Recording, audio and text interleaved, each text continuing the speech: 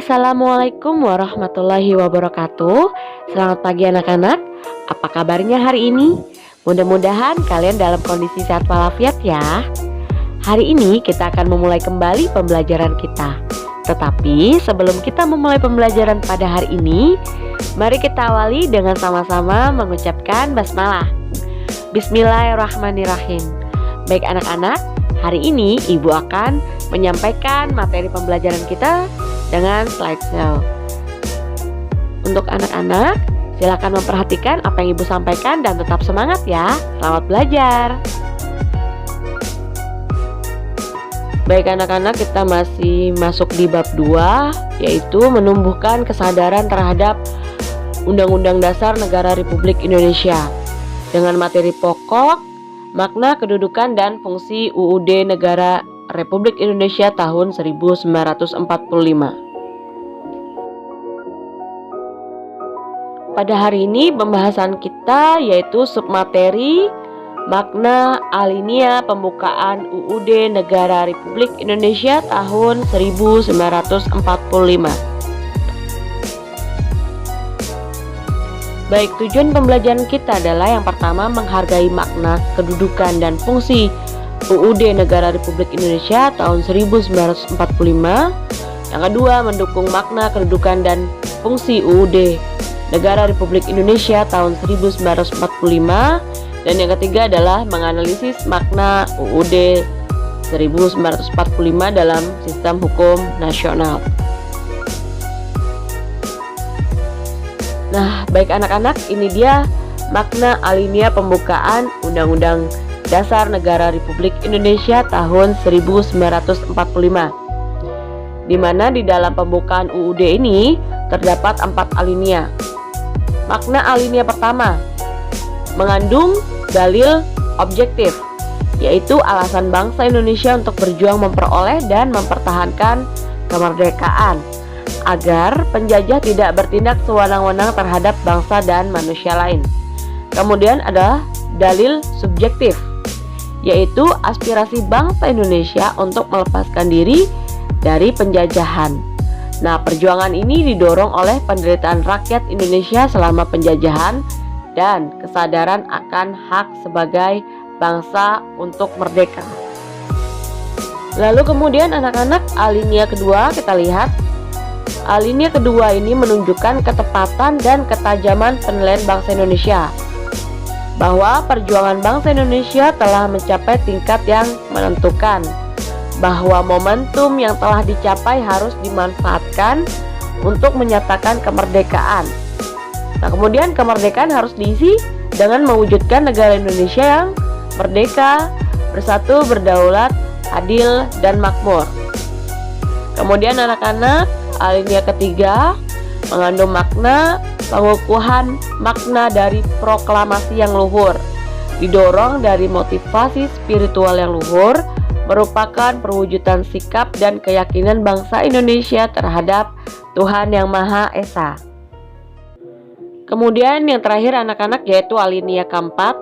Di alinea keempat ini terdapat tujuan negara yang akan diwujudkan oleh pemerintah negara, yaitu melindungi segenap bangsa Indonesia dan seluruh tumpah darah Indonesia, memajukan kesejahteraan umum, mencerdaskan kehidupan bangsa, dan melaksanakan ketertiban dunia yang berdasarkan kemerdekaan, perdamaian abadi, dan keadilan sosial. Nah, ketentuan diadakannya Undang-Undang Dasar bentuk negara, yaitu bentuk republik yang berkedaulatan rakyat. Dasar negaranya adalah Pancasila.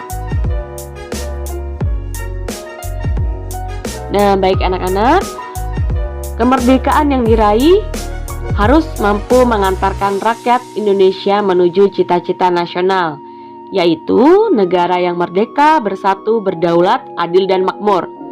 Merdeka sendiri berarti negara kita terbebas dari penjajahan bangsa lain. Nah, bersatu berarti bangsa Indonesia bersatu dalam negara kesatuan, bukan bentuk negara lain. Kemudian berdaulat berarti sebagai negara Indonesia sederajat dengan negara lain, bebas menentukan arah dan kebijakan bangsa tanpa campur tangan penjajah. Kemudian adil berarti negara Indonesia menegakkan keadilan bagi warga negaranya. Lalu makmur berarti negara mewujudkan kemakmuran dan kesejahteraan bagi warga negara. Nah, UUD Negara Republik Indonesia tahun 1945 terdiri atas pembukaan dan pasal-pasal. Pembukaan ini sendiri berkedudukan lebih tinggi daripada pasal-pasal, karena pembukaan merupakan pokok kaidah negara yang fundamental atau States Fundamental Norm bagi negara Republik Indonesia. Baik anak-anak, kita akan membahas pokok kaidah negara yang fundamental yang termuat dalam pembukaan UUD Negara Republik Indonesia tahun 1945. Nah, sebagai pokok kaidah negara yang fundamental, pembukaan telah memenuhi persyaratan yaitu sebagai berikut. Yang pertama, berdasarkan sejarah terjadinya, bahwa pembukaan ditentukan oleh pembentuk negara. PPKI yang menetapkan UUD Negara Republik Indonesia tahun 1945 telah mewakili bangsa Indonesia. Nah, yang kedua, berdasarkan isinya, bahwa pembukaan memuat asas falsafah negara yaitu Pancasila, asas politik negara atau kedaulatan rakyat dan tujuan negara. Nah, yang ketiga, pembukaan menetapkan adanya suatu undang-undang dasar negara Republik Indonesia. Anak-anak, terdapat pokok kaidah fundamental yang terdapat dalam pembukaan UUD Negara Republik Indonesia tahun 1945. Antara lain, yang pertama, pokok-pokok pikiran yang diciptakan dan diwujudkan dalam pasal-pasal UUD. Yang kedua, pengakuan kemerdekaan hak segala bangsa. Yang ketiga, cita-cita nasional. Yang keempat, pernyataan kemerdekaan. Yang kelima, tujuan negara. Yang keenam, kedaulatan rakyat. Dan yang ketujuh, dasar negara Pancasila. Baik anak-anak, kemudian kita lihat di sini, apakah ada hubungannya antara proklamasi dan pembukaan Undang-Undang Dasar Negara Republik Indonesia tahun 1945? Jawabannya ada. Nah, apa itu? Bahwa makna yang terkandung dalam pembukaan UUD tersebut merupakan amanat dari proklamasi kemerdekaan. Nah, bangsa Indonesia bertekad untuk tidak mengubah pembukaan UUD Negara Republik Indonesia tahun 1945. Karena dengan mengubah pembukaan tersebut sama seperti membubarkan Negara Kesatuan Republik Indonesia yang diproklamasikan 17 Agustus 1945. Jadi, untuk pembukaan tidak dapat diubah, ya. Ketika ada amandemen atau perubahan dalam Undang-Undang Dasar Negara Republik Indonesia tahun 1945, yang diubah adalah bagian tubuh dalam UUD tersebut. Jadi seperti pasal-pasal, bab di dalamnya. Jadi bukan pembukaannya, ya. Pembukaannya tetap karena mengandung amanat dari proklamasi kemerdekaan. Baiklah anak-anak, itu dia tadi materi yang dapat Ibu sampaikan pada hari ini.